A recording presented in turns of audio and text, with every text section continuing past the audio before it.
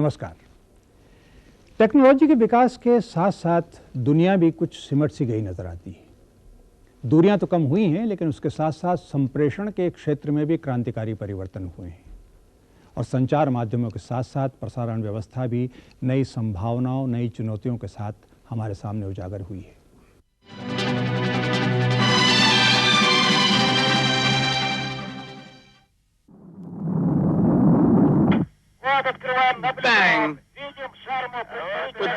ऊपर से भारत कैसा दिखता है आपको? अगर किसी झिझक के कह सकता हूँ कि सारे जहां से अच्छा। 6 leaders of the 5-continent peace initiative.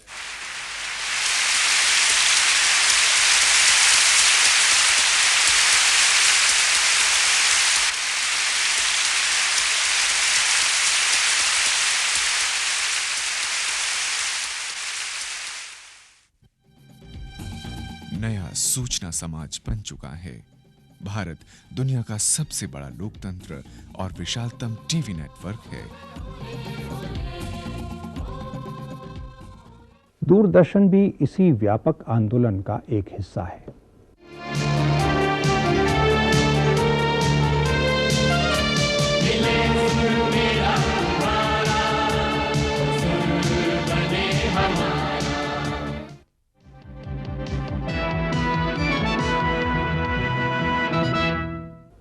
Doordarshan Bharat का सबसे बड़ा पब्लिक ब्रॉडकास्टिंग सिस्टम है और दुनिया का सबसे बड़ा नेटवर्क।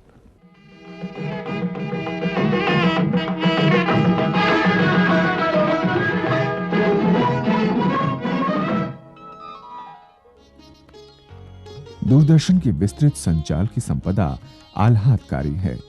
हाथ कंगन को आरसी क्या, आंकड़े खुद ही बोलते हैं।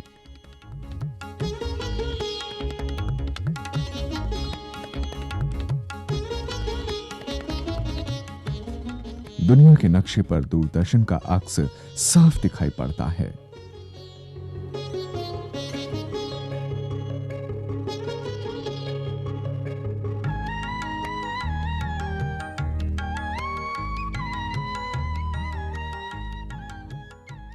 इससे पहले कि हम दूरदर्शन के आने वाली भूमिका के ऊपर चर्चा करें, हम आपको आज तक दूरदर्शन की उपलब्धियों के बारे में एक छोटा सा कैप्सूल दिखाना चाहते हैं। ये है दिल्ली का ब्रॉडकास्टिंग हाउस, जिसके बगल में ही भारत का पहला दूरदर्शन केंद्र 1959 में प्रारंभ हुआ था। आज दूरदर्शन का खासा विस्तार हो चुका है, लेकिन वो प्रारंभिक यादगार दौर आज भी हमारी स्मृतियों में है।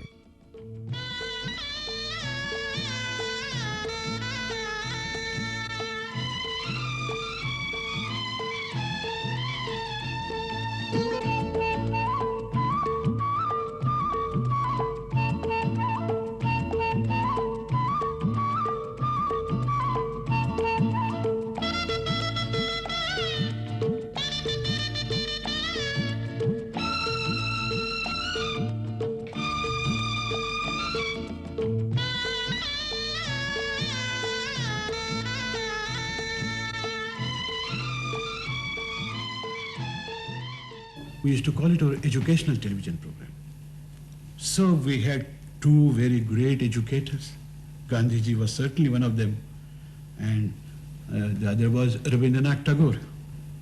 So these two people, somehow or other, I thought must be represented in this program. And then we invited the famous Ravindra Sangeet singer, Pankaj Malik, to give a song by Rabindranath Tagore. Do you remember what was the song? Oh yes, he sang it so beautifully. The song was Tumi Kemun Kore Gan Karo He Guni Ami Abak Hoy Shuni. I even remember the tune, of course, though I can't sing it well. Tumi Kemun Kore Gan Karo He Guni Ami Abak शूनी तुमी केमुन कोरे गान करो हे गुनी। सन 72 से अब तक भारत के विभिन्न प्रांतों में दूरदर्शन केंद्र खुलते चले गए और जिनके कार्यक्रमों में देश की संस्कृति, समाज और धड़कन शरीक होते गए। सन 75-76 में भारत के 6 राज्यों के लिए 4 भाषाओं में उपग्रह प्रसारण सेवा शुरू हुई। तकनीकी विस्तार आगे बढ़ता गया, जिसके सुफल सामने आते गए। 15 अगस्त 1982 भारतीय दूरदर्शन के सतरंगी युग की शुरुआत का दिन। तब से लेकर अब तक दूरदर्शन ने अनेक नए कीर्तिमान गढ़े और कई बार अपनी ही जमीन तोड़ी।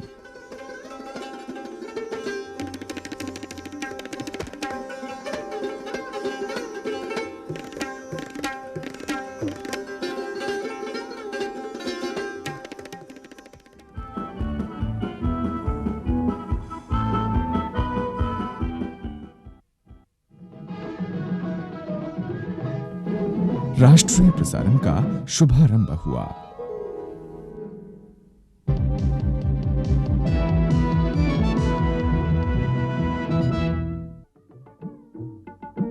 दूरदर्शन देश की सांस्कृतिक संवेदनात्मक थाती का संवाहक बनता गया।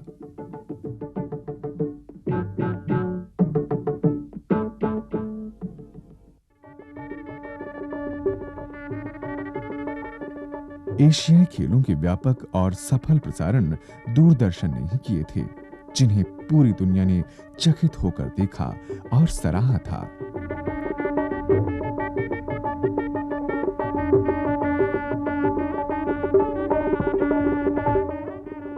सजीव प्रसारणों की संख्या बढ़ती गई। आज दूरदर्शन दुनिया के प्रसारण संस्थानों में अपने सजीव प्रसारणों के कारण भी अग्रणी है। हम वो नेटवर्क भी हैं जहां हमने अगस्त 84 से लेकर 89 तक कई बार प्रतिदिन एक नया ट्रांसमीटर दूरदर्शन नेटवर्क में जोड़ा।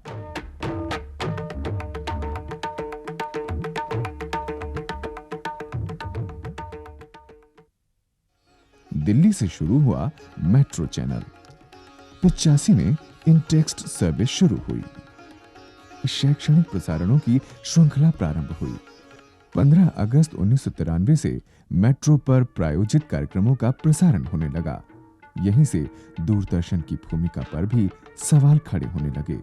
मीडिया विशेषज्ञ और समाजशास्त्रियों ने पूछना शुरू किया कि दूरदर्शन राजस्व बढ़ाने का माध्यम है या सूचना, शिक्षा और पारिवारिक मनोरंजन का। मूवी क्लब ने अनेक स्तरीय और कला फिल्मों का प्रसारण सुलभ कराया।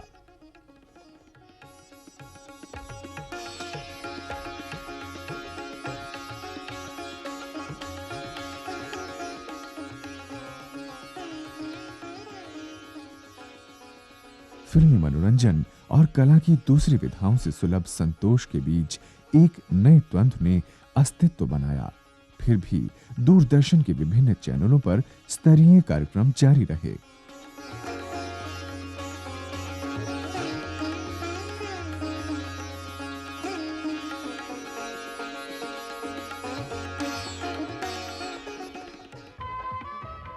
आज दूरदर्शन के पास 19 चैनल हैं, जो हिंदी समेत भारत की अन्य भाषाओं में नियमित और बहुरंगी कार्यक्रम प्रसारित कर रहे हैं। इन कार्यक्रमों में बहुत कुछ ऐसा है जो स्वस्थ है, सुंदर है, रुचिकर है और उपयोगी है।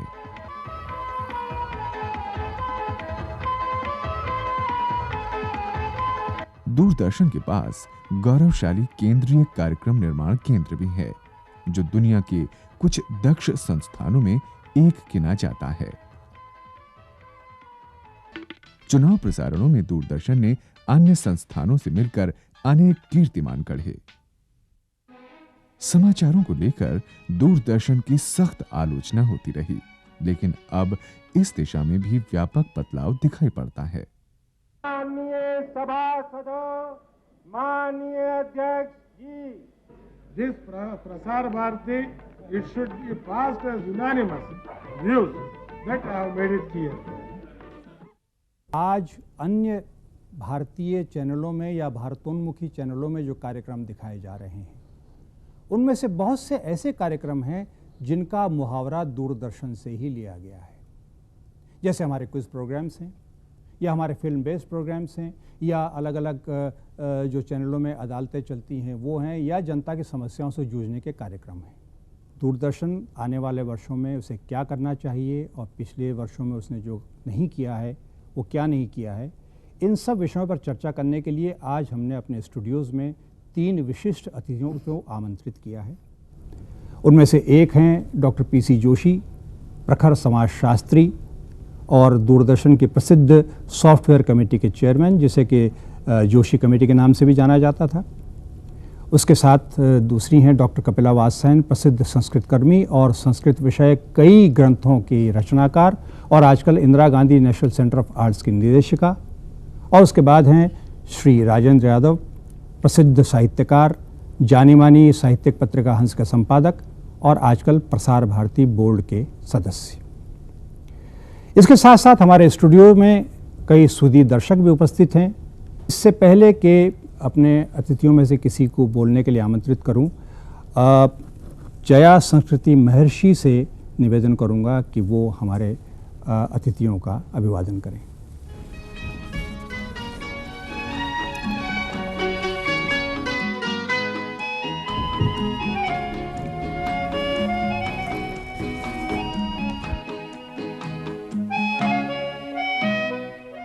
डॉक्टर जोशी, मैं आपसे ये पूछना चाहता हूँ कि सूचना, समाचार और समीक्षा के क्षेत्र में दूरदर्शन ने आज तक जो कुछ किया है उसमें आप क्या कमी पाते हैं और आप दूरदर्शन की आने वाले वर्षों में इस क्षेत्र में क्या भूमिका देख रहे हैं?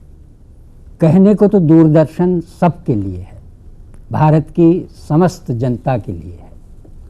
और पार्लियामेंट में जब उसके लिए बजट पास होता है तो जो लक्ष्य उसके बताए जाते हैं वो सब तक सूचना पहुंचाने के लिए है, शिक्षा की सेवा करने के लिए है, अच्छी संस्कृति का प्रसार करने के लिए है, विकास का एक सशक्त माध्यम बनने के लिए है। लेकिन अगर उसके व्यवहार को देखें तो कथनी और करनी में एक बहुत ज़बरदस्त भेद है। उस भेद का मुझे लगता है एक सबसे मुख्य कारण तो ये है कि दूरदर्शन नाम को सभी भारतीयों का है, लेकिन असल में उन्हीं का है जो अपने घर में एक टीवी सेट अफोर्ड कर सकते हैं। बाकी विशाल भारतीय जनता जो है उसके पास टीवी नहीं है। तो एक जो प्रेशर ग्रुप जो है जिसके प्राथमिकताओं को आप पूर्ण करने के लिए दूरदर्शन काम करता है, चाहे उसके लक्ष्य कुछ भी हों, लेकिन ये जो एक नया मध्यम वर्ग, उच्च वर्ग, संपन्न वर्ग जो पैदा हुआ है, इसकी जो एक नई ये जो चाहता है उसी की तरफ वो धीरे धीरे झुकता चला गया है। और इसमें सबसे दुखदाई बात ये है कि कहने को आपने ये कहा कि ये पब्लिक सर्विस ब्रॉडकास्टिंग का सबसे बड़ा माध्यम है, लेकिन इसमें पब्लिक सर्विस नाम की चीज़ घटती चली गई है। तो ये एक अजीब चीज़ है कि दूसरे देशों में जो कमर्शियल एजेंसीज़ हैं जो इस मीडियम को कंट्रोल करती हैं, उनके ऊपर भी अंकुश लगाने के लिए राज्य प्रयत्न करता है। लेकिन हमारे देश में तो ये राज्य के द्वारा संचालित मीडियम होकर के भी ये काम करता है कमर्शियल एजेंसीज़ के हित में, एडवर्टाइजिंग एजेंसीज़ के हित में, और उनके द्वारा प्रसारित प्रोग्रामों के प्रसार का मुख्य माध्यम बन गया है। हालांकि ये दूरदर्शन ही था जिसने जनवाणी जैसा हार्ड हिटिंग कार्यक्रम शुरू किया। मंत्रियों और जन सामान्य के बीच पारदर्शी संवाद इसी कार्यक्रम ने स्थापित किया था। मंत्री महोदय, मेरा सवाल ये है कि बजट से पहले ही आपने रोज़मर्रा ज़िंदगी की ज़रूरतों के दाम इतने बढ़ा दिए हैं कि चाहे आटा है, चावल है, तेल है, चीनी है, गैस है, कि ये एक उन लोगों के मुंह पे तमाचा है जो ना तो अपना सिर उठा सकते हैं ना आवाज़ उठा सकते हैं। मैं तुमसे पूछना चाहता हूं कि तुम लोगों में से किसी को अगर एक दिन के लिए या 2 दिन के लिए सत्ता दे दी जाए, शक्ति दे दी जाए, शासन दे दिया जाए, तो तुम माहौल को बदलने के लिए क्या करना चाहोगे? हमारा देश नंबर 7 पे आता है करप्शन पे। तो मैं अगर मेरे को ताकत दी जाए तो सबसे पहले मैं अपने पॉलिटिशियंस और पॉलिटिकल सिस्टम को साफ करने की कोशिश करूँगा। जिस स्कूल से मैं पहले पढ़ता था उसमें पास करने के लिए पैसे से लेते थे, सबसे पहले तो मैं उन्हें हटाऊंगा। फिर हमारी ये नाव पुल आपने सुना होगा, उसमें ये झुग्गियों में दारू बिकती है, बच्चे पी के मरते हैं। सबसे पहले अपनी पावर अगर होगी अपने पास, सबसे पहले मैं उससे हटाऊंगा। उसके बाद यहाँ के जो बाल वेश्यावृत्ति है उसे ख़त्म करने में कोशिश करूंगा। गरीब बेसहारा लोगों तथा मजबूर तबकों पर अनेक वृत्त चित्रों का निर्माण हुआ। फिल्मी और इल्मी कार्यक्रमों के अलावा भी दूरदर्शन ने अपनी अहम भूमिका अदा की।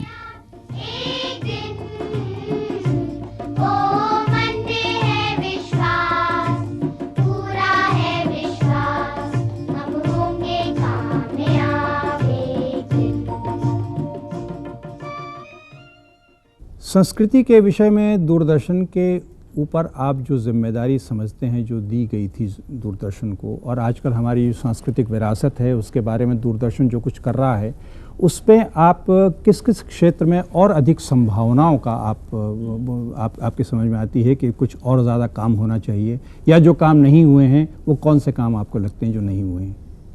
बहुत गहरा काम यहाँ हुआ। दूरदर्शन ने ऐसे कलाकारों को और भारतीय संस्कृति के उन पक्षों को उजागर किया जो कि प्राय या नहीं दिखते थे या जिनके के ऊपर उस प्रकार का प्रकाश नहीं डाला गया था। हो सकता है कि ये टेक्नोलॉजी की मांग हो, वो सब प्रोग्राम कुछ सिकुड़ते गए। है मौत इस कदर करीब, मुझे ना आएगा यकीन, नहीं नहीं अभी नहीं, नहीं नहीं अभी नहीं, नहीं नहीं अभी नहीं, अभी तो मैं जवान हूँ, अभी तो मैं जवान हूँ।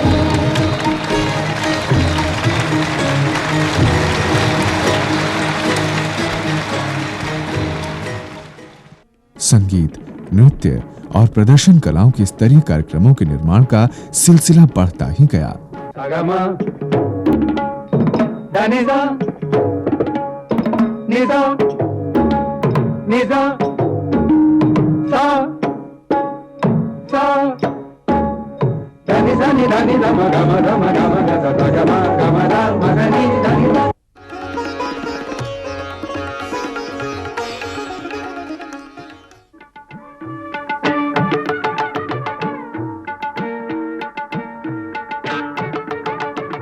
सांस्कृतिक विषयों पर गंभीर फीचर और बैले रचनाएं हुई। बुद्ध का दर्शन विज्ञान और बुद्धि की नींव पर खड़ा है। जिस शून्य या ध्यान की बात बुद्ध करते हैं, देखो ना, वो शैव, सिख, इस्लाम, ज़ोरास्टर, सनातन और ताओ वगैरह सभी तरह की निष्ठाओं का केंद्र बिंदु है।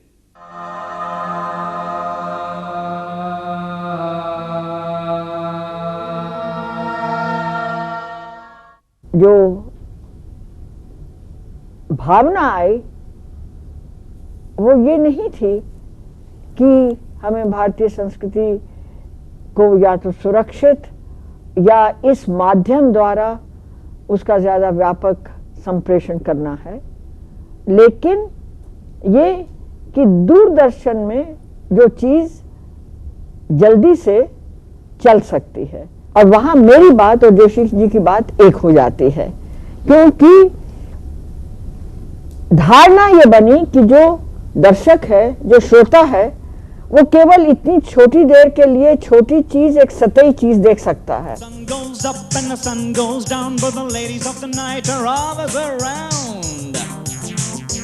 Bombay City, you rush to work and you rush back home. You're always in a crowd, but you're all alone. Bombay City. I wanna walk, but I run back to you. That's why I hate myself for loving you. संस्कृति के बारे में और सांस्कृतिक कार्यक्रमों के बारे में कपिला जी के विचार आपने देखे। एक बहुत अहम जो एक अंग है हमारी संस्कृति का, वो साहित्य भी है। साहित्य के बारे में दूरदर्शन बार बार कुछ कार्यक्रम करता रहा है और ये भी है कि कार्यक्रम करेगा आगे। लेकिन मैं आपसे ये जानना चाहूँगा कि आप एक साहित्यकार होने के नाते, और अब आप जब प्रसार भारती बोर्ड के सदस्य भी हो गए हैं, आप कौन सी जिम्मेदारी दूरदर्शन को ये देना चाहते हैं कि वो साहित्य के क्षेत्र में, समग्र साहित्य के क्षेत्र में, पूरे भारत साहित्य के क्षेत्र में ऐसा क्या काम करे कि हमारी साहित्यिक जो विरासत है या हमारी साहित्यिक जो अस्मिता है वो लोगों के सामने ठीक तरह से पहुंच पाए? 80 के दशक की जब आप बात कर रही हैं तो एक राजनीतिक वर्चस्व टूटने के साथ साथ ये सांस्कृतिक और साहित्यिक वर्चस्व भी टूटे, केंद्रीयताएं टूटी। होना चाहिए था उस वक्त ये कि हम उस टूट को जनता तक ले जाते या सामान्य लोगों तक ले जाते, लेकिन इस बीच में दूरदर्शन जैसे माध्यम ने अचानक ही जो पश्चिमी कहेंगे या बाजारू, पश्चिम की बाजारू संस्कृति का पल्ला थाम लिया। वो बजाय नीचे तक छनने के वो ऊपर ही लपक ली गई एक विदेशी मल्टीनेशनल किस्म के की प्रतिस्पर्धाओं में और प्रतियोगिताओं में।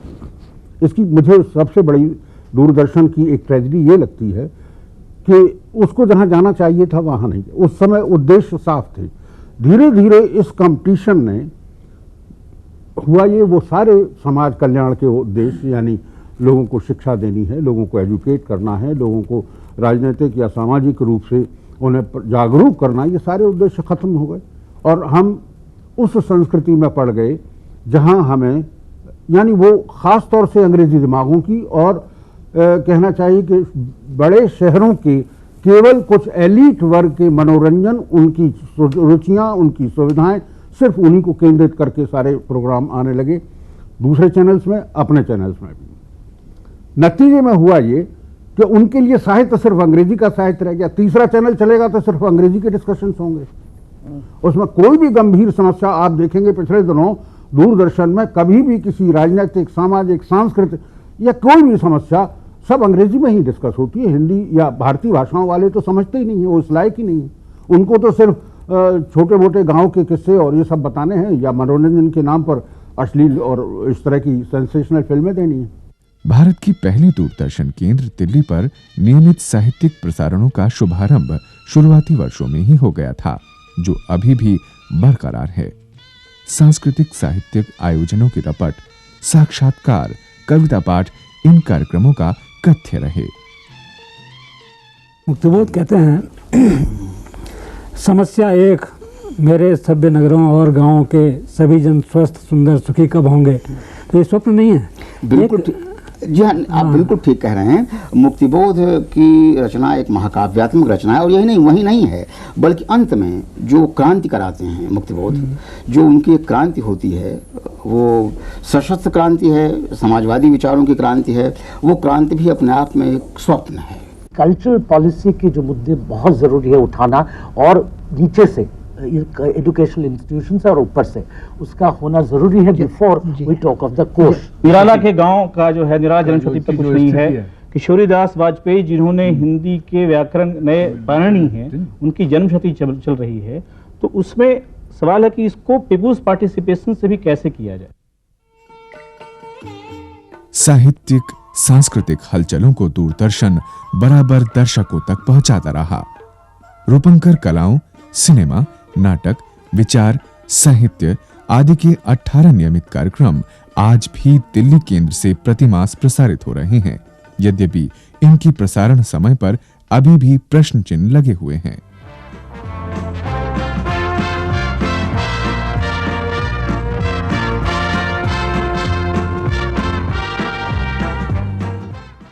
मैं किसी भी स्तर पर वो टेंडेंशियस राइटिंग जिसको कहते हैं, स्वदेश लेखन या किसी को खुश करने के लिए लिखी हुई कहानी नहीं लिखता।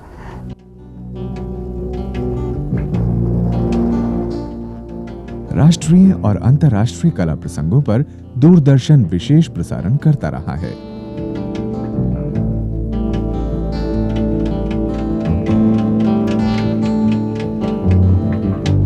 ये एक स्थिति से हम गुजर रहे हैं इसको मुझे लगता है कि इस वर्चस्व को, जो एलीट वर्ग का वर्चस्व, इसको कहीं ना कहीं या तो इसके समानांतर कोई दूसरा एक विकल्प तैयार करना पड़ेगा, और या फिर शायद इसको तोड़ने की कोशिश करनी पड़ेगी।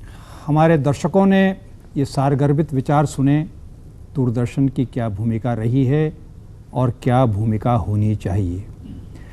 हम आपको विश्वास दिलाते हैं और हम ये आशा भी करते हैं कि आने वाले समय में जब दूरदर्शन की नीतियां निर्धारित की जाएंगी तो आप सबके विचारों का उनमें समावेश होगा, उनको पूरी तरह से उनके ऊपर ध्यान दिया जाएगा।